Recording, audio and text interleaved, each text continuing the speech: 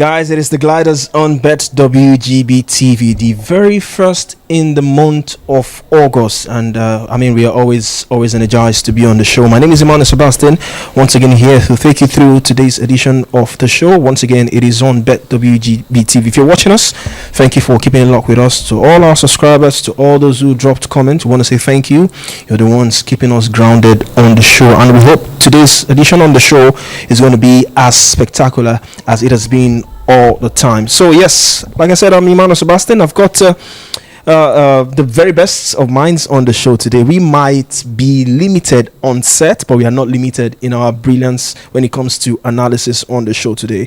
Directly opposite me, I've got Mikolo, who's making a return on the show after the adventures in Morocco, and Mikolo all smiles, looking fresh, looking all energized and bubbly to be on the show. Mikolo, welcome back to the Gliders. How are you feeling?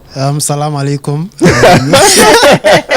Salam alaikum to our listeners, to everybody, to you as well, Sebastian, and to Iberi, and then to everybody that's kept the show running in our time in Morocco. Trust me, we're not here physically, but we're always here in mind, always watching the show. We make sure to watch and chime in our opinions, but it was really good to be back. Enjoyed our time there. Probably food wise we didn't really do well, language wise, language barrier, but to wrap things up, the Falcons made us proud, and I think that's the cherry on top of the cake. No matter everything that we went through for this competition, winning top seats, when you win, everything just feels like it was worth it. So it's really good to be back. Missed our subscribers. I know you guys missed me as well. Back to cooking for you guys. Well, it's just sad that you're the only one making a return today, but in case for those of you that are watching, the rest of the queue is still very much going to be here in subsequent edition of the show, but just Mikolo we have today. I've also got because I've missed you guys so much, I needed to rush and be here. Others said they want to stay away. I said no. To rest more. You have to be. I will have to be here. I'm committed. I'm like that math teacher in secondary school. What rain is falling, sun is shining, math teacher will come. Well, we've also got Iberi on the show today. Sitting pretty in the middle. Iberi, good to have you once again on the Gliders. Thank you very much to our viewers, and of course this is my first time seeing Mikolo, so it's a good one. It's good to be back here once again to talk sports. Yeah, let's get it all running. All right, Mikolo, let me come to you. I know you've given us a preamble, but talk us through the experience. We saw so many contents. Tell us about how approaching the people of Morocco, the city where you were, Casablanca, if I'm not mistaken. Yeah. How did the people perceive the WAFCON? Just walk us through, give us your thought process on the whole journey until the very end. I think there's a difference between how the people perceive the WAFCON and how the people are receiving as a community. So when it concerns the WAFCON, I don't think there was much to be done, and I don't think it's their fault, the Moroccan people. I think it's the fault of CAF. There were so many limitations when it concerns publicity. I don't know, probably because it's the women's game, which definitely something has to be done about that. No so many banners, no so many integration that happens that surrounds a normal CAF competition. I was at the AFCON last year in Abidjan, and you could see that people were really looking forward to the competition, right? There's buses, there's adverts everywhere. People know that many people are coming to town. It wasn't the case with Morocco this time. Probably ahead of the men's game. Also, it might also have to do with probably the names that were involved, right? Because when it comes to the men's game, you expect the likes of Victor Osimhen, Ademola Lookman. Then even the Moroccans themselves, they'll be expecting the likes of Hakimi, the likes of Amrabat, and all of those guys to be coming to town, right? So I feel like it might also have to do with that. The names that were in town, and they don't really connect with the women as much as the men. So that might have affected the publicity a bit. But I also feel like on the part of CAF, they could have done better with the publicity. Probably banners, so many much publicity. Also on the journalist angle of things, in AFCON there are usually buses to convey the journalists to places, media center, training center. All of those were not available this time, and there were none in this one. None. So you have to find your way. For example, when we were in Casablanca, the Super Falcons were training in the outskirts of the town. It's called Boscora. So you have to transport yourself. Sometimes majority of the caps don't even want to go there because it's on the outskirts. So we're training. The Super Falcons were training at the Raja Academy, Raja Casablanca's academy. on the outskirts. It's just like going from mainland of Lagos to say, let's say Badagry side, you understand, towards the ending of the town. So it was a town called Boskora, and so the transport logistics there, sometimes 15 minutes you have to cover, you can only cover first 15 minutes. So for example, if you cover first 15 minutes of the Super Falcons, you're done, right? And they start counting on the time. CAF officials are there to ensure that it starts by 4 o'clock to 4:15. So imagine you get there late for some reason, you're not able to capture the entrance. That happened a couple of times. They also want to come to the other team and cover their training session, and sometimes it's not possible. You have to like choose, which shouldn't be so. It wasn't so in AFCON. So for AFCON, there were buses. Once you just get to the media center, they will take you to the Nigerian training. Once you're done with your 15 minutes, the bus picks up again, goes to Morocco training or South Africa or Zambia. So now you have to start running in drive, which was illegal, by the way. We got to find out that in drive is illegal in Morocco, but people still do it. So you have to still try to maneuver so many things. So that's on behalf on the part of the tournament. On the part of the people, I think Moroccans are some of the most loving people in Africa. So for all of the reservations that you probably have about, Arabians and the North Africans, away from the football part of things where they are shining lasers and all that, I think as a people, they are very much rooted in culture and they are very kind. They're always very nice people, always smiling. Aside the language barrier that really limited us a lot, because majority of the people there speak Arabic. You'll find a little percent of people that speak French. Then English is like very much non-existent. So I was speaking even if you want to see it, might not be as clear. I think English if you meet 100 persons in Morocco, I'll tell you 70 speak Arabic, 25 would speak French, then only 5 will speak English, and even their English is not like very, very top notch. So if you see someone that speaks very good English, a Moroccan that speaks, then you've jammed jackpots, to be honest. So it was really limiting for us, but aside that, smiling, just being very kind people, beyond language, you can always see that, right? You can always see your driver is running and then you see someone crossing and then just stops, and there's no cussing. He's happy to do it. He's happy to give the beggar money. He's happy to just take you to very nice. So for example, maybe also spoke about their time in Morocco. The first day they landed, they had a Moroccan just follow them the whole day to find apartments. Do you understand? Without charging extra. They don't really negotiate that much. We had a Moroccan that was also our friend. Big shout out to him, Zoe.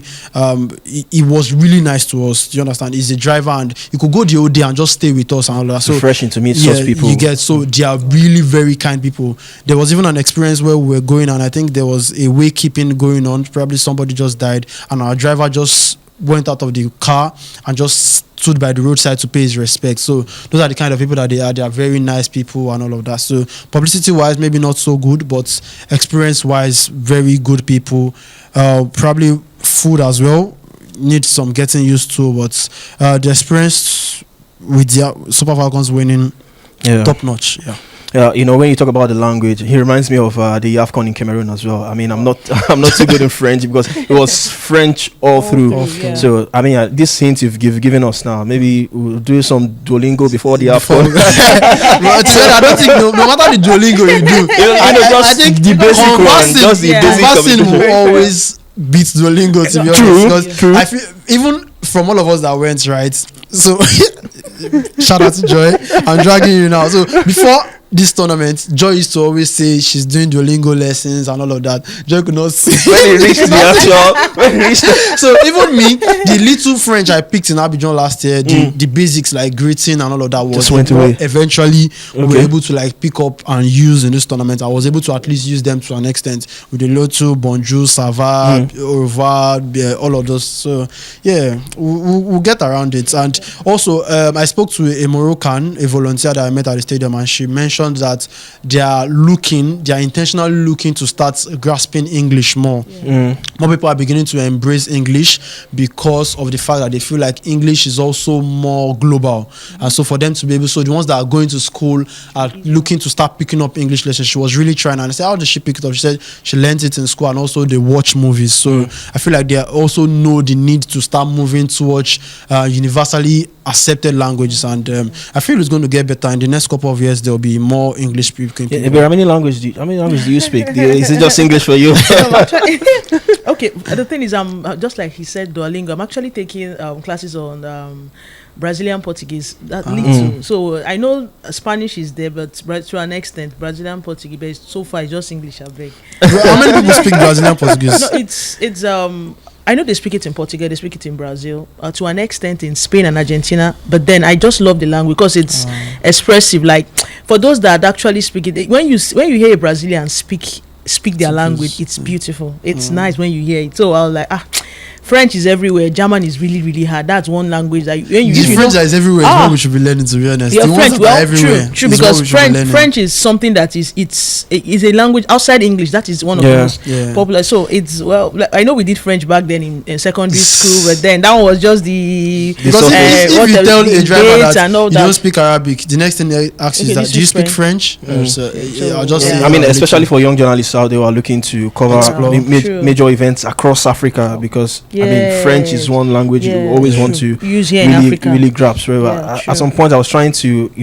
build up some streak as well, but I'm still trying to build my consistency. I tried the Zulu one time with Duolingo, but I just couldn't.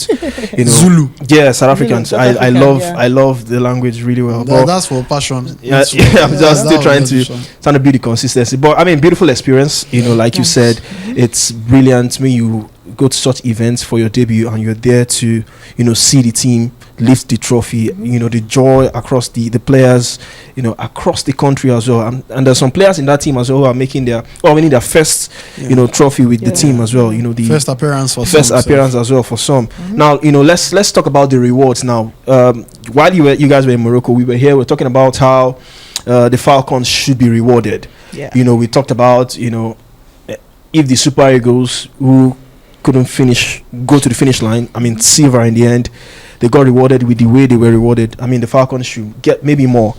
And now the reward eventually came. Yeah. And some section of people on social media are saying the money is too much. Now, to put things in perspective, it was $100,000, a 3-bedroom apartment, and they were conferred with an OON title by the president of the Republic of Nigeria. Now, I'm going to put it to you guys. Let me start with you, Ebere. Is the money too much with the situation we find ourselves in the country right now? Is it too much, or I don't know, maybe this might sound harsh, is it misplaced priorities from the... Yes, we know we want them to be rewarded, but what would you say about the reward? I don't think it's too much, because since 1991, unofficial 1991, 1995 to present, of course they played before it became WAFCON. No head of state has actually gathered these ladies to give them any sort of reward up until now. No one has said, you guys did well. Even before we got to where we are now, you guys did well. Okay, this is what you would think. Someone said 10 10 10 for the 10 times they've carried it. 10 times 10, that's 100,000. So I don't think it's too much. I don't think, because they've been consistent.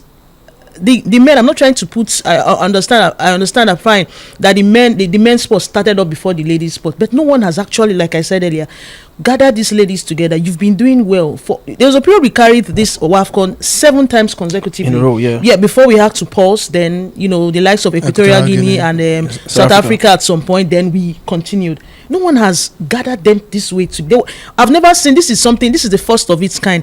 The perpetual culture, all those persons, no one did what is happening now. So I feel it's long overdue, and it's not their fault that they got the amount. They were not the ones that cajoled the president. Do you understand? It is the president from his own mouth. No one said they were talking. So for the fact he said we are giving them this, I don't think anybody that has any issue whatsoever should ask the president why, not even the players, because the players, they deserve. Yes, they are deserving, because it has never been done before.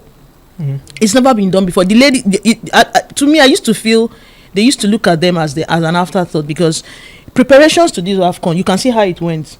They complained about a lot of things. They've been having complaints about one thing or the other, non-payment of this, non-payment of that. Coming to the NWFL, nothing. Look at the amount, the MPFL, how much they take as prize money, and what you can't even compare. Even if you are to share 10% or whatever it is they give them in the MPFL, The ladies is just 10 million they give. Why the men is 150, 200. Mm-hmm. So they are not on par at all. So I feel it's a good one for them. I don't think it's much. So for those saying this one, that one, well, the president said this is what they are deserving. So of course they are deserving of it. 10 times. The men has 3. So what are we saying? Mikolo, did you see any kind of even after they've won it, Ashley Plumter was on some media afterwards. She was still saying how, the team were not treated badly. Did you sense any of that while in camp with the team? And before your thoughts on the reward as well, did you sense any negativity around the girls? I think this is more reason why we can't fault the girls for the reward that they got, because this is probably the first time in a very long while that they compose themselves in a manner that is admirable, even while going through the worst of things that's going on. There were no protests, there were no complaints, aside there were no boycotting, there were no threats of boycotting, aside the first time that Rashidat posted about the bed and that when they got to Morocco, there was no news, there was no distraction, and that's like big ups to the girls. I think I'll forever revere this set of girls for the professionalism that they showed on this journey. They've gone through the worst. Before coming to this tournament, they didn't play any friendly game for months coming into until the Cameroon friendly, and even the Cameroon friendly was supposed to be 2 legs. It happened to be 1 leg. So many issues. There's also the issue of training kits, right? Mm-hmm. We got our training kits semi-finals. Mm-hmm. There were no training kits. They were wearing white tops in Morocco for the training. Wearing, you are seeing Azizat Oshoala that has won the Player of the Year for how many times? She's worked with the best of brands as well. Best of brands. Rashidat Ajibade, a top brand. You're seeing girls that are representatives, are the biggest names when it comes to football in Africa, wearing white tops like they are NYSC members. Do you understand? And they didn't make a force out of it. So this is the disrespect. This is probably a little bit to compensate for the disrespect they had to put up with in this tournament, right? And there's a big chunk of disrespect goes to Rashidat Ajibade. I think she's one of the best captains we've had in a very long while. I think I saw Ashley Plumter also spoke so highly of her in the interviews, because she was always representing the girls very well, speaking to the leadership and all of those things. And even with all of that, they didn't allow it to deter them, right, in the competition. Now, coming to the issue of the rewards, I owed like I've always said on the show, different kind of truths can exist, right? 2 truths can exist. For me, well deserved. So they've gone through years of being overlooked, and getting this kind of rewards on the 10th one is not out of place. But I also feel like it's $100,000. Did you see that coming? That figure? No, it wasn't. No, to be honest, I don't know if they've ever given anybody $100,000. Like it was individually. I don't know where that's coming from. Which is more reason why it feels unjustified, because of the fact that I don't know if I'm gonna get stick for it, but I feel like it is politicking. For me, right? I feel like it is politicking. The girls deserve it, yes, but they also deserve so much more that this cannot compensate for. So I don't think we should be discussing just the prize money, but we should also be discussing how the women's game is being treated. For example, if England wins the Euros, they look more on how to refine the game, how to bring more women up in their country, how to get structure. Okay, so we're also at the WAFCON. Okay, now that I'm remembering, there was a press conference where we spoke to the coach of South Africa, Desiree Ellis, and then when a reporter asked her personally what has been the toughest challenge for her preparing this team to come and defend their title in Morocco, and she said it is the lack of a professional league that is working in their country. And you just feel like after you win a tournament, it is beyond you, right? It is beyond what you can get personally at that point in time. It is beyond just the euphoria of winning a number 10 title. Before coming to the tournament, what was done for the girls? What is the structure that has been put in place for the girls? What were they even supported going into this tournament? What were the things that were going on? They had to complain about 2 in a room. They had to complain about match bonuses. They had to complain about gym. There was no gym, according to what Ashley Plumter said. So this looks like a shut up gift to me, and that is why I'm not buying it. I'm not saying they don't deserve it. I just feel like it is politicking at the best. It is a use money cover their mouth kind of thing. Do you understand? At least they've been rewarded, and that is not what I want. I want better for the girls, right? I want better for the girls that are coming up, the girls that are playing in the league. Not everybody can make the 24 or 23 man roster. What is happening for example, we saw probably just two or three NWFL players. I think it was Sikiratu and the goalkeeper that were the NWFL. Beyond them, beyond the 100k that they are getting, their counterparts in the league, what does this win do to them? Yeah. How does this win affect our structure as a league, as the NWFL? What is this win? Now we've won 10 times. These are the structures that we're putting in place to improve the women's game in Nigeria. I think I will take that over this politicking of they've won number 10, let's carry them up and down. Because some persons have said, why not put this money in the NWFL? Do you understand? Build the league as well. People struggle. Sometimes we struggle to start the league. People don't get enough money. They don't get enough funding. They still travel by road. There's still so much to be done. Security issues, rewards and all of that. Sometimes we still even have to hawk the Super 6 to get stadiums to be able to do that. How many female teams actually have very good stadiums to play their games in? So these are some of the things that lasting impacts, reforms are better than whatever that should have been done. They deserve it, yes, but there's also more that could have been done. Do you understand? So soldiers are complaining, well deserved, in their rights. People in the streets are complaining about the economic influence that this is having on them. They are in their rights to complain about that. So it's not they don't deserve it. It is, what exactly are you trying to mask by giving them this money and celebrating them this way? So I think for me, well-deserved money, but I also feel like we should be aiming for more. We should not be selfish. We should know that it is beyond us, beyond this euphoria of winning number 10. What is the lasting impact? What is the normal number, a 9-year-old girl on the streets? What is she standing to gain from this Mission X that we've just won? Is there hope for her?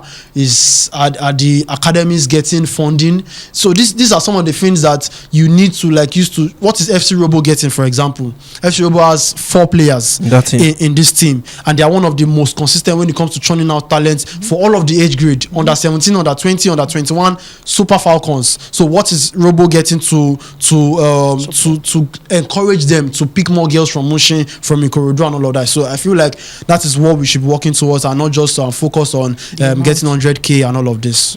I mean, every member of that team was also conferred with an OON title, not just the players that was rewarded with the coaching crew as well. I think it was $50,000 as well, for the technical crew as well. And I mean, this is also always going to rub off. I mean, it's a lifetime achievement for these players, not just from the president as well. We're talking about this of even the ones from Imo State, the governor of Imo State, Hope Uzodinma, also rewarded them as well. It also sparked some controversies online as well. Why reward a section of the team and stuff like that. We just find something to talk. But I mean, the president has done his bit. You don't expect the Imo State governor to also bring the whole team and. I mean, the president has done. I think we are now in delicate terms when it comes to Nigeria and discussing issues around tribal lines. Because I think before now, I didn't think it was going to be an issue. It wasn't an issue. It's not an issue. It's just like saying I win the AFCON and my school, right, my alma mater decides to host me. It's normal for them to say, oh, you've made us proud in this competition, and okay, Unilag wants to host you as their representative. You've won the AFCON. Do you understand? So it should be a normal thing. I mean, it's inspiring for women of that state to say, oh, Chamaka is from this place, Uchebe is from Abia. I can aspire to be that. They can be ambassadors. They are ambassadors of the state. As ambassadors of the nation of Nigeria, they've been honored by the presidency. Now, coming down to the grassroots level, to the state level, I'm ambassador of this state. My governor has announced me as an ambassador of sports in this particular place. I can inspire the girls in my state. I don't think it's something that we should be fighting over or actually leading to tribal language as well. I mean, Ebere, for you, what does this mean to younger footballers who are looking up to this Super Falcons player? I mean, you've got to feel for the ones who didn't make the team. You know, they would be, you know, looking at some, you know, in case some kind of, you know, why this thing happened when I was there. You just have to feel. But what does this mean for younger footballers out there hoping to be like this guy? Well, Mikolo said a whole lot, and I actually tilt towards what he said. It is not just the money now. I feel this because some persons were like, would they be giving them this money? And that's another thing. Not the just rest ones were like, the precedence, yes. I said yes, he will. But then is after this money, what next? Because we're looking at the end of. I tend to cover up some of these grassroots footballs for females, and when you watch where they play, they don't play they play on football as in fields, like it's on sand. You're looking at what does this mean for our grassroots kind of football. Most of them don't even have an enabling environment to thrive. The Azizat Osholas, the Ajibades, they all started from this place, but now there's money you could give these persons. You did well, but I feel it should trickle down to the very very down, as in look at the food chain down to the very bottom, because these ones would phase off, and what happens to those coming behind? Our maintenance structure or maintenance policy in Nigeria is not good at all, especially for women football. It's not looking good at all. There are so many grassroots football, there are so many ladies, there are so many prospective Aziza Tosholas and Ajibades. They are there watching, and there's no hope, because most of them, when you ask them, they want to play football, but there's no help, and they'll just start. Okay, fine, I'm not saying going to school is bad, but most of these young girls outside will want to play football on a professional level, but there's no support, nothing.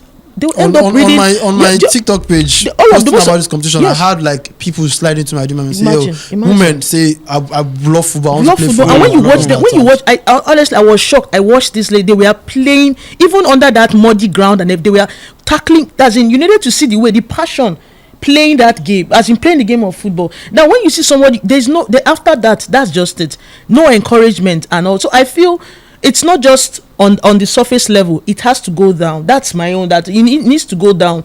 Where they tend to train, what are the facilities available? We have different leagues, we have different grassroots football kind of leagues. How are they being supported? The owners, how are they being supported? Most of these grassroots football are owned by individuals. How do you support them? Because it's not government now. How do those government now? It's not giving them the funds and all that, giving the top tier the funds. What happens to those beneath? No. What happens to those beneath? Because these ones, most of them don't even stay here in Nigeria. They would go out. Then what happens to our leagues? It's not good at all. So I feel my take is they should let it trickle down to the very down, as into the very last person. No one should be left behind. No one should be left behind. So I think I would have even preferred, I don't know, if you say, okay, for these players, maybe $50,000, and you are committing $1 million to the growth of women's football in the country. That is foresight. Yes. That is plan. Yeah. That is an achievable plan. That is sustenance. That is making sure you continue your dominance, right? Yeah. How many of our NWFL clubs have academies that they can fund, right? So how about to just help these clubs, give them funds to say, okay, you know what, training footballers that represent us in the Super Falcons should have a bit of a reward, right? Your academy, RoboStars, has produced top talents. Here is 100 million. Take this and continue to fund your team. Give us academies in this place. Edo Queens, where's your academy at? Rivers Angels, Nasarawa Amazons. Players are coming from these channels. How are we able to fund them? That's what they call foresight, not just rewards and on the surface. It looks like media propaganda, especially considering the fact that this attention would most likely not come if we didn't win. And it didn't even come before the tournament as well. So now that they've won, it looks like let's just tap into everybody. Even brands that exactly they were talking about brands. Even brands that I was shocked. There are no brands supporting the NWFL. There are no brands, but I was shocked to see different brands hosting this, people trying to it's something that it was superficial, to be frank, because it's like on the surface level. What happens? Where were you when you? Do you understand? I think for brands, you really cannot blame them. Coming from the business angle, because it's where the numbers and the attention is. That's where brands. Super Eagles. And so the people limiting us will be the sport administrators, because you are not putting the attention where Of it those should brands be, where, yeah, even when there's no tournament on. If there's attention, if there's a number, for example, the WSL in England, whether there's Euros on or World Cup is not on, there's still going to be attention. There's still going to be sponsorship around them. There's still packaging and all of that that's going on. There's still branding around them. They don't have to wait for England to win their brands. They don't have to wait for them to win Euros before they can host them. You can always sponsor Arsenal Women's. You can always sponsor Brighton. There's somebody in your town somewhere that you can always sponsor. So all these brands that are hosting the Super Falcons in Lagos, what happened to FC Robo? What happened to Danas? Ladies. Do you understand? What happened to partnering with them? If you know you are really down for women's football, what happened to sponsoring FC Robo, sponsoring Danas Ladies? There's configuration. There's so many ladies in Lagos that you can be partnering, but there's no attention there because our sport administrators are not putting the attention there. They've also shown these brands that what we also care about is the superficial numbers of they've won the WAFCON, CAF is portraying them, the numbers are there, Nigerians are talking about them. So everybody's buying into that. So you can't really bring the brands if the administrators and the system doesn't put in the necessary checks and marks that they have to put in and put the funds there. No brand is going to come on board. Well, we hope at the end of the day they get their rewards. I mean, $1 million for winning the tournaments from CAF and that's all the one. I'm sure they go redeem them. You know, and all 25 years and all the monetary rewards. Not just the president as well. I heard, the governors forum as well. Also give them 10 million. Give them money. Some players as well. So in the end, we hope they get all these monies. Their 3-bedroom apartments, if I'm not mistaken. We hope they get, because there are talks of some past rewards given to players, and it took a while before they eventually get it. So we hope the Super Falcons will get their due reward in the end. So for the men, the women are laying down the gauntlet, not just in football, also in basketball. But we'll talk more on that after this break. Don't you go anywhere. We'll be right back.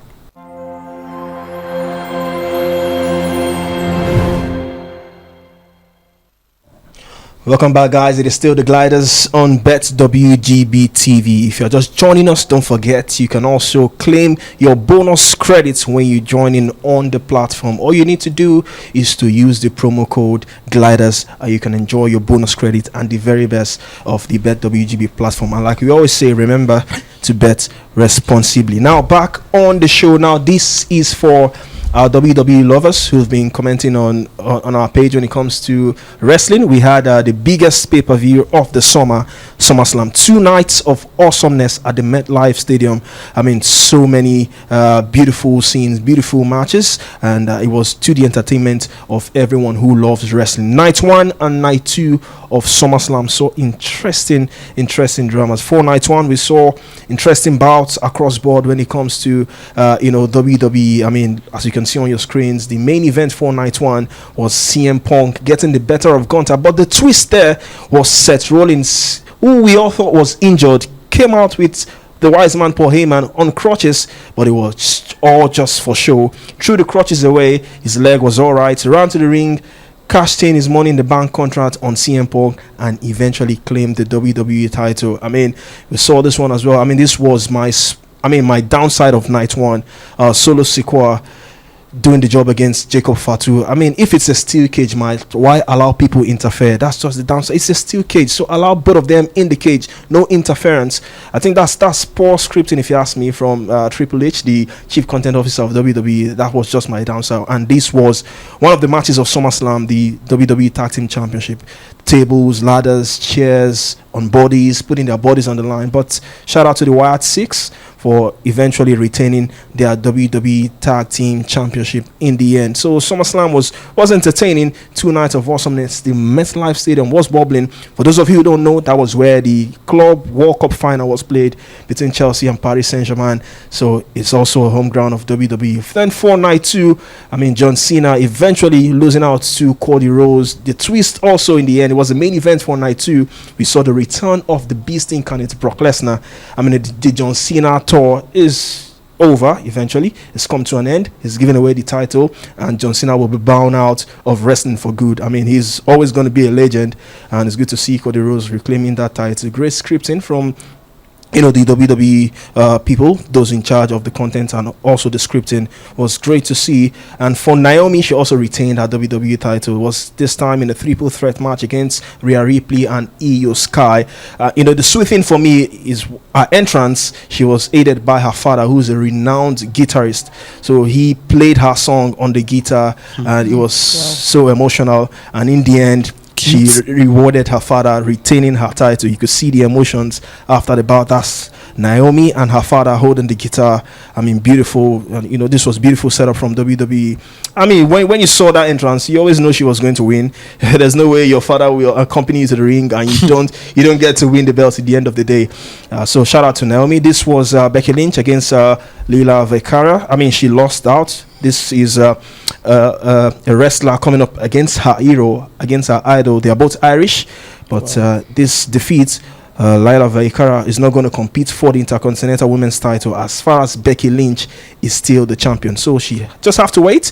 If she loses the crown, then she would go and compete with whoever else will go on to retain the title. So many interesting matches for SummerSlam. We wait for more pay-per-views that will come as 2025 goes by. So if you're a fan of WWE, drop a comment. What was the downside of SummerSlam 2025? Now back on the show.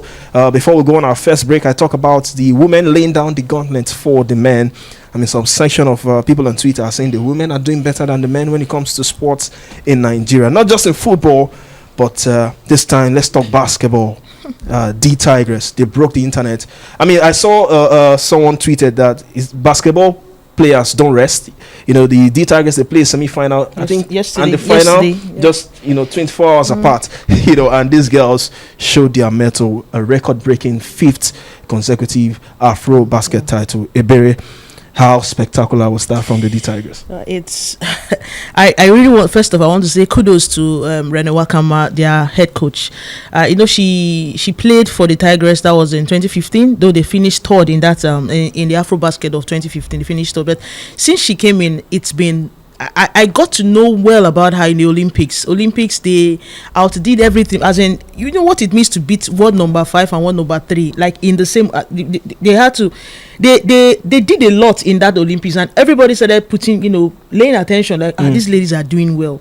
Against Senegal in the semi-final, that game, I understand why persons say they don't really like watching basketball. But basketball, the last basketball, as in for NBAs, and that's the Indian in the last game they play, OKC Thunders. I know how the kind of high blood pressure, my blood pressure skyrocketed because it was tense. Now watching against Senegal, the ladies outdid. In fact, it was massive. You see the way they were at the third quarter, they were behind. The resilience.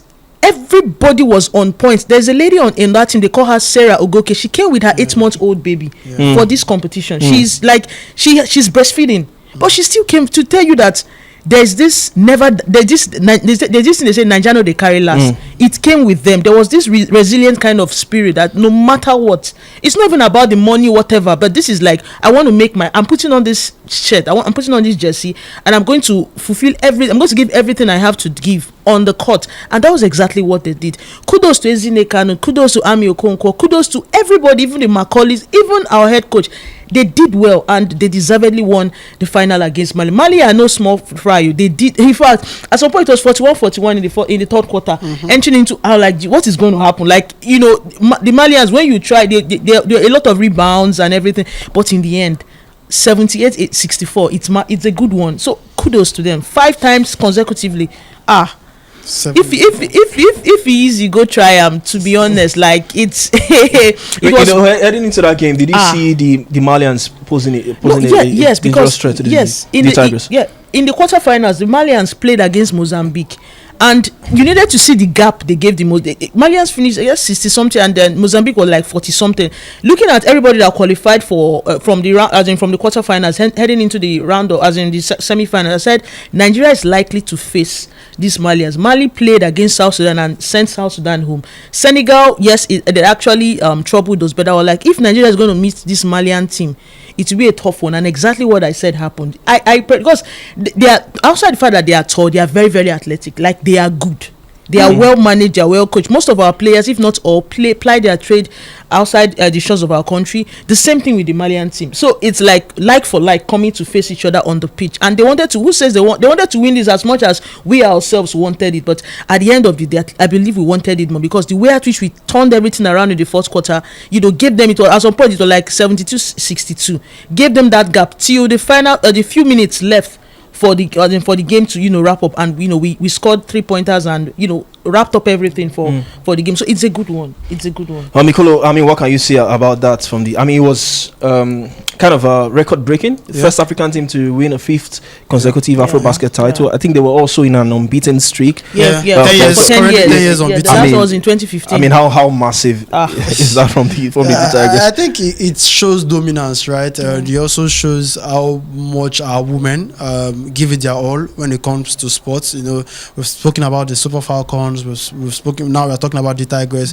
There's also the likes of Toby Amuson, Ese Brume, and putting us on the map when it comes to athletics. So for the basketball, it was really concerning for me going into the final against Mali because of our slow start in our semi-final and quarter-final game.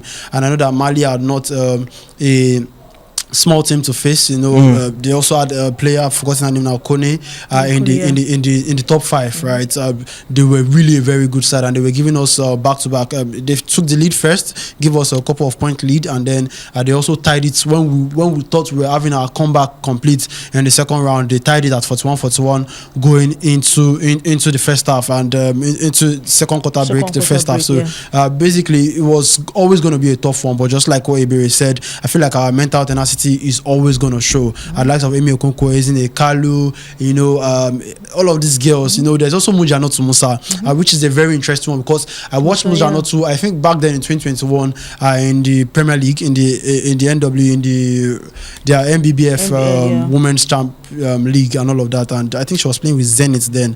They played against MFM, I think, and I watched her then, and it's been very beautiful to see her progress coming from the league and going into the NWBA, where she plied her trade previously, and she was one of the biggest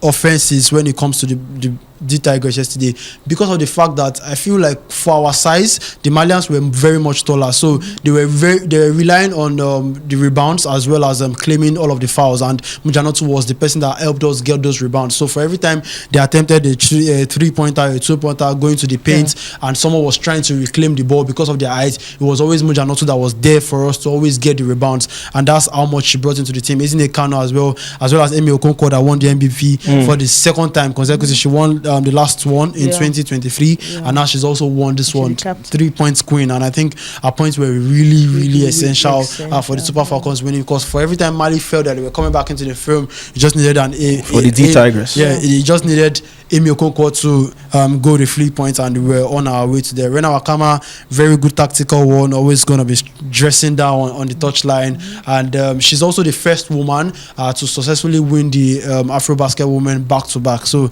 these are so many records for the D Tigers. I was about to ask, how remarkable has she been since she leading an African team to the final, to the quarterfinals of the Olympics.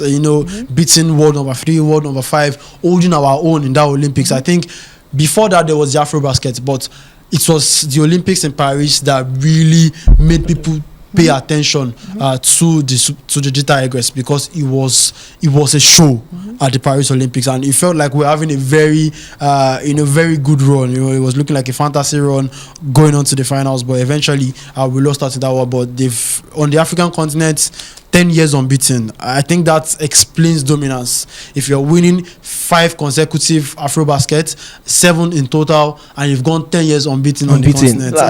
It's so remarkable, because I think they should just rename it instead of FIBA AfroBasket Women. Probably just like the Super Falcons. I'm also about to ask, do you see this dominance ending soon? Because one thing you can't take away from these women is their commitment. I'm a keen follower of the D Tigers handle. Shout out to the admin.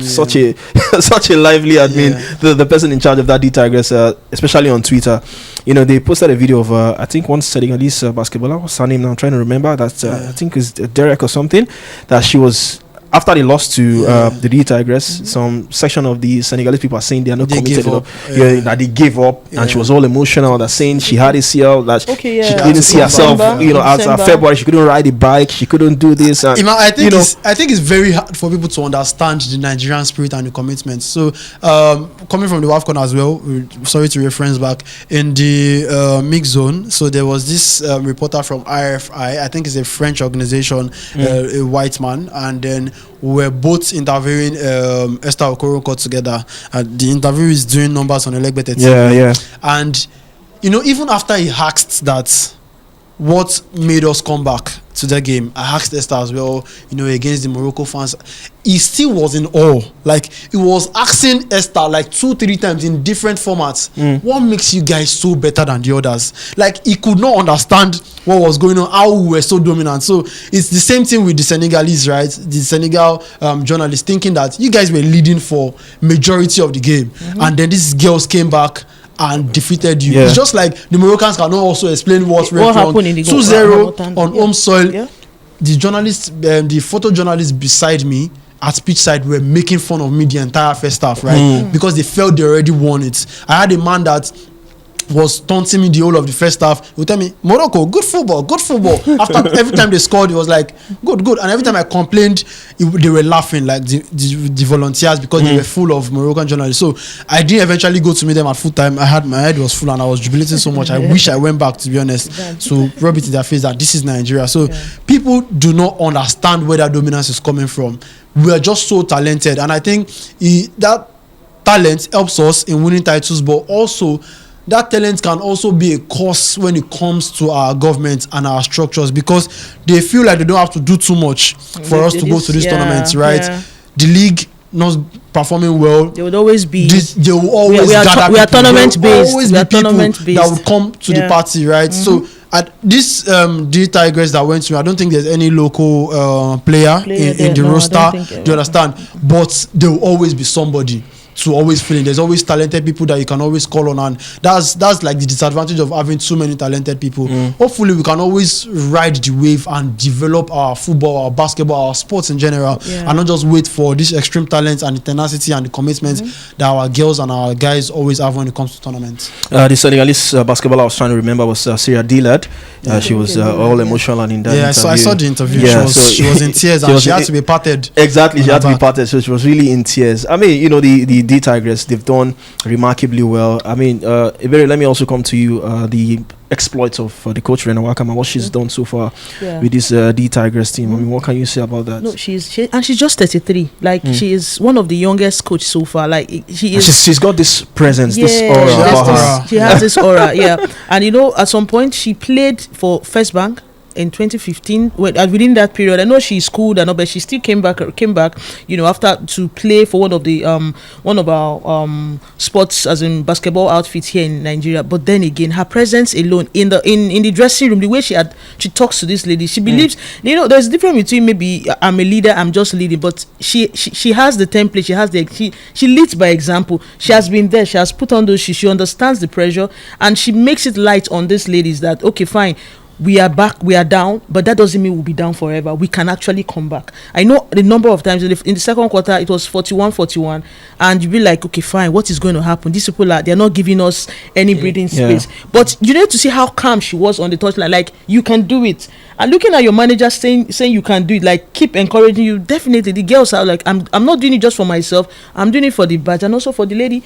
My manager standing at the touchline, and at the end of the day, it showed like they believe in her so much. And when your players believe in you, the sky is just a starting point. They want to do everything. Even not, it translates even to football. When you're as a player, you believe in your coach, you can achieve anything, because it's vice versa. Your manager or your coach believes in you, and the same thing, definitely. So you can see she has been great for this side, despite her age. She talks to them like this is like parties. We're not looking at ourselves like there's a manager here. Like they understand themselves like this is our thing. This is Nigeriano they carry. Like, even when someone was asking them about the pitch, as in mixed zone, like Nigerian jollof is a Niger. You need to see the way everybody were so relaxed. Yes, Niger jollof. That kind of. So it's nice when you have somebody that you can actually pally with very well, you can do anything for that person. So yes, I think that's also one thing that we've integrated into our national teams these days. If you see, there's a camaraderie that comes with the national teams. You know, basketball, the Tigers, the D Tigers as well. Then there's also the Super Falcons. There's clique, there's friendships everywhere. There's TikTok people. There's they've nicknamed us Team TikTok and Team Snapchat now. The Super Eagles Team Snapchat, the Super Falcons Team TikTok. So there's this camaraderie that comes with fighting for the badge, and he joins us together, and it's also it reflects in everything that we do, both on the pitch, outside the pitch, on the court and outside the court, and it goes a long way as well, because I mean, in the words of our producer, I say we always find a way to thrive in chaos, because even when we tend not to prepare well, we tend not to do anything, but we go out there, we do the job. We went to WAFCON, there was no supporters club. Journalists became supporters. They will leave the media tribune. That's that thing about us. And these are people that went through a lot. You know, there were so many issues coming into the tournament. There were visa issues. Even we got there before quarterfinals. Some people missed the first game. A lot of people are in debt, right, because of this tournament. But once it is just time to focus on the national team assignments, everybody's locked in. Whatever that needs to be done, songs, cheering on the girls, people that came for content, came with their debt money and all of that. You see them leave the media tribune, go to the fans angle just to go and be singing our Falcons be this so and all of that. In yesterday's final of the D Tigers, there were Nigerians that were living in Cote d'Ivoire wearing their jerseys and coming to cheer, and they were singing songs and all that. So anyway, there's just the green, white and green. There's just a little commitment, there's this energy that comes into place that you know what, it is Nigeria. No matter what happens, no matter what we are going through, no matter the economy, we're always going to represent Nigeria, and that's just it for the country. Finally, on the D Tigers, rewards. You know, even the admin, they try position they position where but it looks like it's going to come, because I mean, there was a presidential delegation who was sent to Abidjan to watch that final. So how do you want these girls to be rewarded? Maybe not the same with the Super Falcons, but what rewards do you see coming for the D Tigers? So now we have set a precedence. Why do we feel like it should not be the same? I mean, it's sports, right? I've also seen athletics people come out to say, we need this kind of rewards for athletics people. So I feel like this has really set a precedence, and I don't know how it's going to go. How sustainable? I don't know whether this is even motivation, because everybody now is gingered to go and fight for national titles so that you can tag the presidency. And also, I also commend the admin of the D Tigers, because she's been strategically positioning them ever since the reward came for the Super Falcons, tagging the presidency at everything and saying, this is how we want it. This is our sisters. Thank you so much for this and all that. So there's this camaraderie that's going on. For the reward, I mean, if you set the precedence, you have to keep up with the precedence. I think. Let me put you on the spot. Do you want it to be the same as the Super Falcons? Anything short of what the Super Falcons got will bring news, will make headlines. So that's why I say there's a precedence already set. Now it is 100k or nothing. If you give them 50k, are you saying basketball is less important than football? If you give them more than that, are you saying that it is more important? So this is where we found ourselves now. The money has to be on par. So which is why it should have not been a spur of the moment thing. It should have been something that is well considered. Let's say, we are giving your league this amount of money, we are giving players this amount of money, and the technical team. Saying that you are giving 100k to the Falcons and 50k to the technical team, I don't think basketball faithfuls will be happy if you give anything less to the D Tigers. Let me continue. Cash out. There are less personnel in basketball than in football. And if football that is ranging from how many players to the coaching crew, close to 30, the basketball team might not even be up to that number, and they are getting 100k.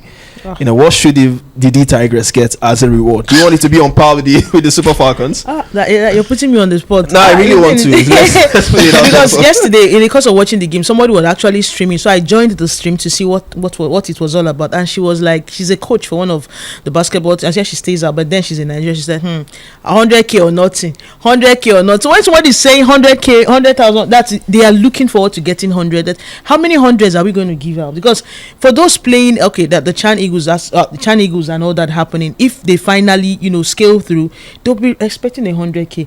Athletes, as in the likes of Toby Amusa, they'll also be expecting 100. Is that the base? Because at the end of the night, we're not taking taking I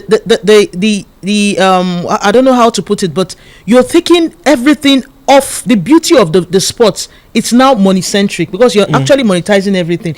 You're not looking at the background, what happens at the background. We've said a lot about what happens at the grassroots. Do we have a recognized basketball facility, as in basketball facilities here in Nigeria? If you go to the one at the stadium, you will cry. You can't even say, okay, I want to go and ease myself. Once you go, you would have to come back because it's not possible.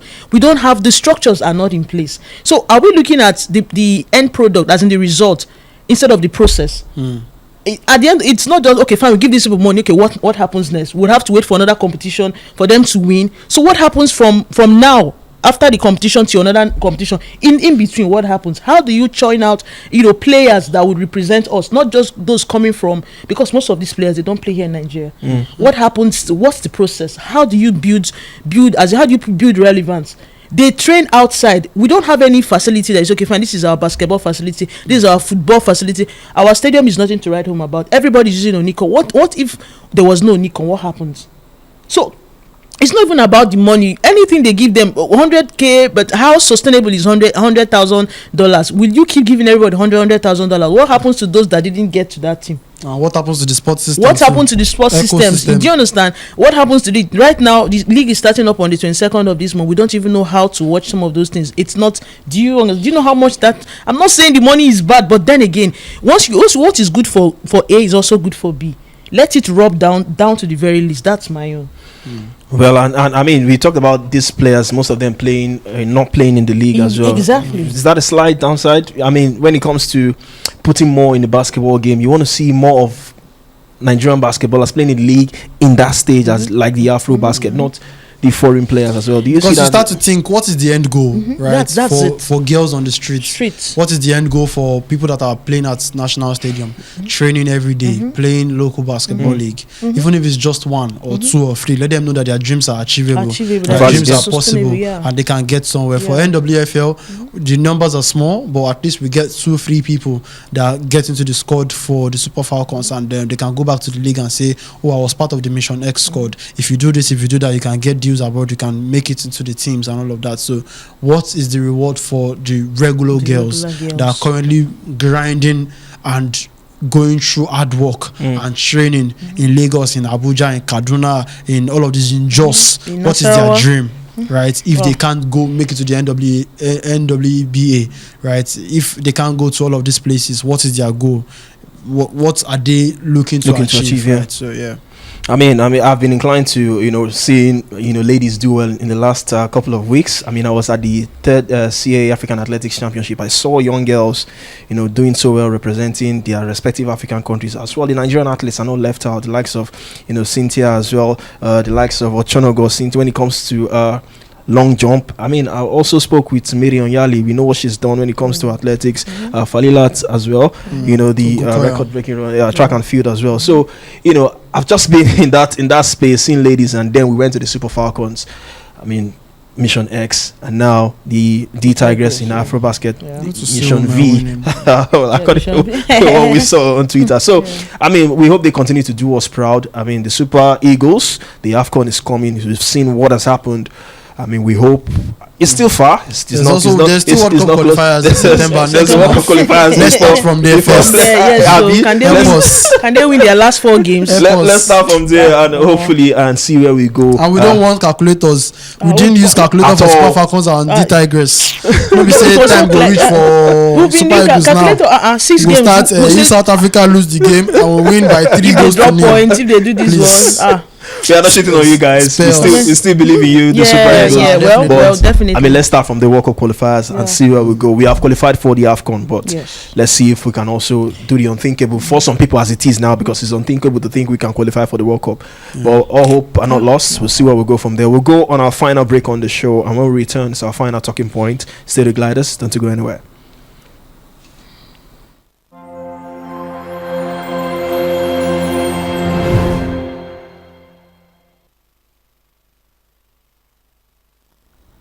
Welcome back. It is the Gliders on Bet WGB TV. Still very much here with Mikolo and Iberi on set. Just before we'll go on to the final talking points, as you can see on your screens, sign up on the BetWGB platform. You can also claim your bonus credits. Just use the promo code Gliders and you can enjoy the very best. So bet responsibly, like I always say. So let's get it done now on the show.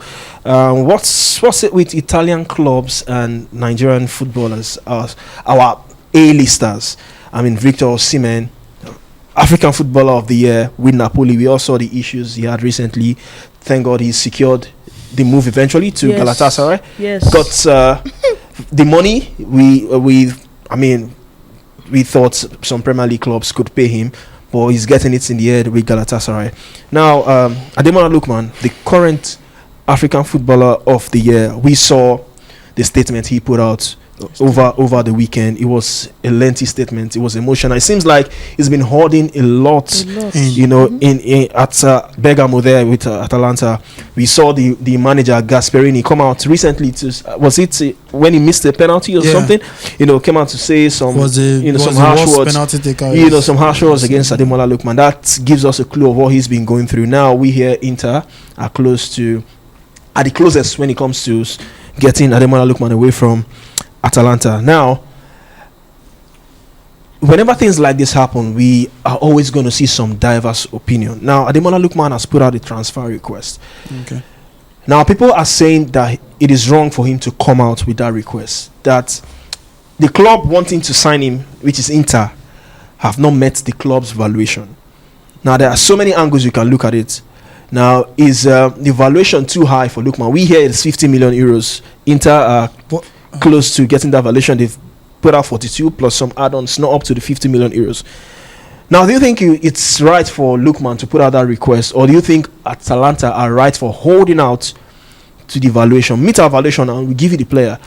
Now, Lookman is coming to say that that's a fair price. Let me go. Now, this is a transfer request. What do you make of this whole drama, Mikolo? I think it's contractual issues, and it's issues that probably dealt more with by agents and club. I think the reason why players put out statements is probably to also put some pressure on the club, some media pressure, and also put the club in the light so that people can know what's currently going on.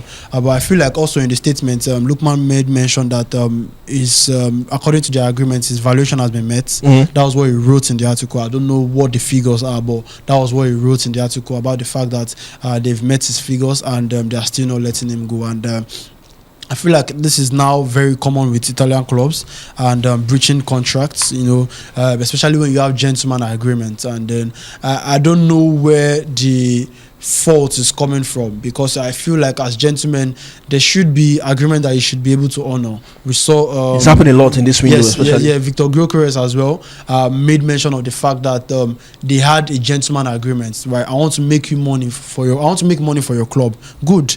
But if I see a club that brings this amount, you should be able to let me go. And I feel like that's where things are getting a bit dicey now. And for Ademola Lookman, because of the kind of personality that he is, right, you just know that this must have gotten to a different level for him to put out that statement.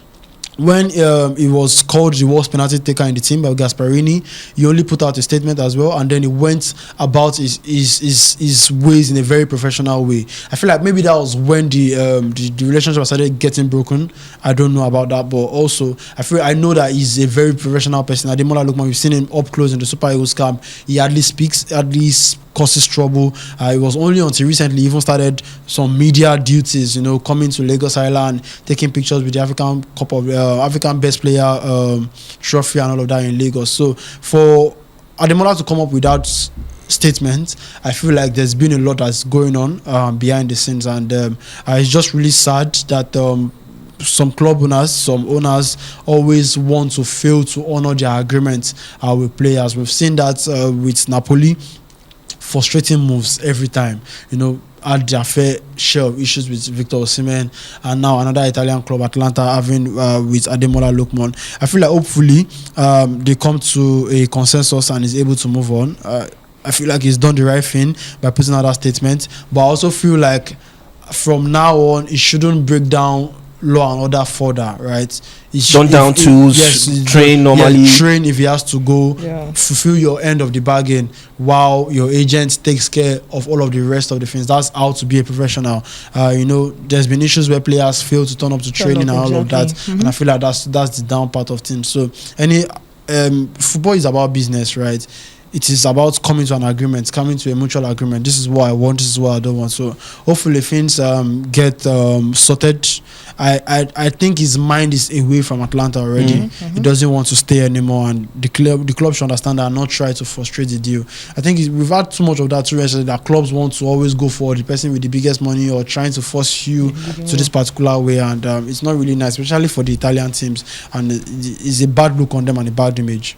I mean, talking about bad looks and bad image, the sad thing for me is that this is happening to our A-listers, our top players. I mean, African best players back to back with Osimhen and Lookman. Such is happening. Do you think it's down to agents, or maybe the valuation is too?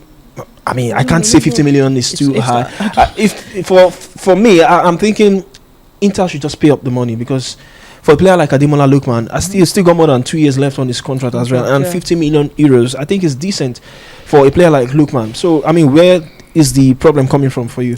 No, I think one thing about Serie A clubs, they love to lowball players, in the sense that they don't like paying much. They could sell their players for a huge amount of money. The likes of the Milans, the AC Milans, the Inter Milans. If you want to buy a player from you, they would reduce your price valuation. You'd be like, what is this? But then again, when they want to sell their, because I'm not impressed with the add-ons. Because on a very good day, he's what? Beyond 50 million euros. But you're looking at how many clubs have actually come now to go and get Lookman. It's just true. Inter. No other person. I was like, fine, he should be hot cake for the likes of Atletico Madrid. They need someone like that. I'm shocked that in Barcelona, I know Barcelona, they have their downside when it comes to finances, but he is better off than what Nico Williams gives. They've gotten Rashford. Well, I'm just saying, even before the Rashford issue, I was like, this is a player that would actually fit in very, very well on their left wing, but it didn't happen. Fine, it is Inter Milan. And the league is starting up in 2 weeks' time. So I believe Ademola, he is pressured because he knows what it entails. If he drags into when the league starts, it becomes an issue, and so he might end up staying. I know Gasperini has left; he's years from right now. But then again, 50 million is. I almost forget that. Yes, 50 million to me, he is worth beyond that. But then again, this is the only club that is on the table with take whatever it is they've been giving you and let him leave. His heart, his soul, it's just his body that is remaining there. He needs to leave. So I don't understand the tactics or the politics Atlanta is playing. Probably are trying to buy time to see if another club will come in, so there'll be a bidding war for him. But it's not happening, and the league is starting up. You need to get this money to get his replacement. You need to get in this money. In 2 weeks now, the league starts. He needs to get into his new club, acclimatize with them. Preseason is almost done and dusted, and he doesn't really know what is happening at Inter Milan. So he needs to sort out his future. That's why, because Ademola, for him coming out to give that kind of lengthy, as a press release and everything, to tell you that he's choking. He's not the kind of person. He's not the kind of person that talks. But he's out and he has said, "Please allow me go. Allow him go." But he has given that club. I don't think they've won. I don't think they were even. I know they've been relevant as per qualifying for Champions League, but winning a Europa League, he scored a hat trick. Don't single-handedly win things, but he single-handedly scored a hat trick. Nobody has scored a hat trick in the Euros final, as in Europa League final. He did that. Gave you your trophy. The same thing. All these Serie A clubs, they know they try. To be honest, so please allow him go. Now let's talk about the move before we wrap up. Inter Milan. How good of a move would that be for Lookman? It's a huge upgrade from Atlanta. I know Inter, they didn't win anything last season, but they are at least definitely would always be in the conversation of those that will be winning the Serie A, the Scudetto. I know Inzaghi is out. There's a new manager on board. Definitely they would. It's a huge upgrade from where he's coming from. The Serie A is something Inter missed out last season. They'll be out to get at least to win the Scudetto again this new season coming up. And they've got good players, Lisandro Martinez, Thuram. They've got, though I'm still a little, I know Timothy is not here, but that midfield of the likes of 30-year-old their midfield is aged. Retirement. But then this is a side that he would thrive. They've got players, they got good forwards. Lisandro Martinez is there, Turan is there, Barella is there. So it's the team that he will fit in very well. I would have loved to see him under Inzaghi though, but now they've got Christian Chivu now, the manager. One thing is Constant is still going to be wearing the blue and black stripe. Exactly. Mikolo, your thoughts just before we wrap up? How big of a move, or how good of a move is the move to Inter Milan? I think when you go to clubs like Inter Milan, you're expected to challenge for the Serie A every season, and that's always going to be a big. It's not a surprise. You know, these are clubs that are going to every season thinking that they can win the Serie A and also go far in the Champions League, and that's the kind of challenge that it needs for the kind of performances that he's put in the last couple of years. Current African Player of the Year, won them the Europa, has put in so many performances, scored. Is in the best form of his life, right? And it feels like he can go to a club his best season in terms of creation. So he can go to bigger places where he can be featured on Champions League nights every night, major nights, you know, challenge for the title and all of that. And it's going to be a big move for him, definitely. And if he's still staying even if he's still staying in Italy, it's always going to be a big move. You know, he still has the time that he can still play, and you know, so it's always going to be a big move. I don't know why Atlanta are trying to lowball him, or maybe not trying to sell to an Italian team. I can understand that, but aside that, I feel like they should know that he has right now outgrown staying in Atlanta, and he needs a fresh challenge. All right, indeed, he needs a fresh challenge. That's as much as we can take on the show today. Remember, the Chan Eagles are in action this week. They kickstart against the defending champions Senegal. I mean, they play Tuesday. I don't know why such distance between Saturday. I don't know why the distance between. I feel like there's two fixtures and lots of holidays. They should just go and flex in Zanzibar. To be honest. Yeah, but we'll be here on the next edition of the Gliders to review the game and preview their next game. They are grouped in Group C, the only group with 4 teams. So we wish the Chan Eagles all the very best out there in Zanzibar, and hopefully next time on the show we've got the cavalry back on set as they continue to regroup back from that trip in Morocco where the Super Falcons did Mission X. That's much as we can take. My name is Emmanuel Sebastian. I've done this with Mikolo and also Ebere on the show. Thank you for keeping locked with us. Continue to subscribe, turn on notifications, and enjoy the very best that we've got to give you on Bet WGB. We'll come away again next time. Enjoy the rest of the week. Bye-bye. Bye.